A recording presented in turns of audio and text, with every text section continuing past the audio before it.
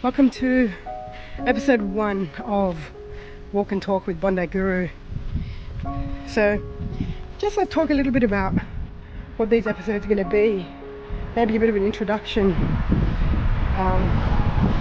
I love walking. Number one, love it, love it, love it. Don't get me wrong, I have my moments, but I generally love it. And the idea was I wanted to give something a little bit different from the usual Daily Intuitive Horoscopes.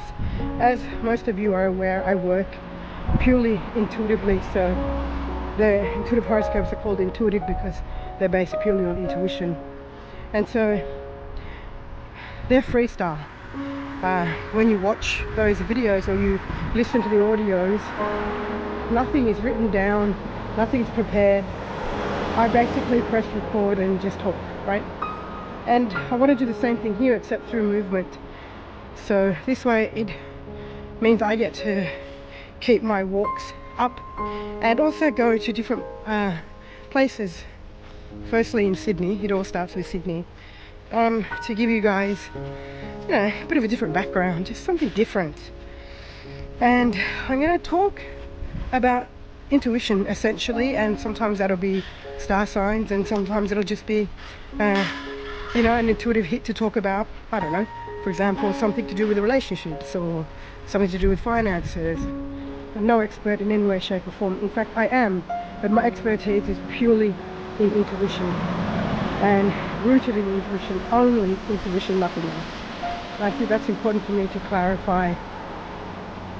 And yeah, so I am going to start this episode and just talk and see what comes out, and whoever it's for, I'm just going to trust that in the same way that I trust the Daily Intuitive Horoscopes when I deliver them. There's no thought process. That's the thing with intuition. There's no thinking involved. There's no thinking necessary. I always say to people when I talk about intuition has nothing to do with right or wrong, good or bad, or the story. And so I want to say how luck has been on my side, so to speak, is that I've never questioned my intuition, and I've never really cared about being right. So when I started these intuitive horoscopes and the intuitive work that I've been doing for a long time now, over 20 years, I never really thought to myself, oh shit, was that right? Or gee, did that person understand? Or even when I do the forecast now, there's no thought process. I don't necessarily read back on them either, because it's not really something I'm interested to do, unless sometimes I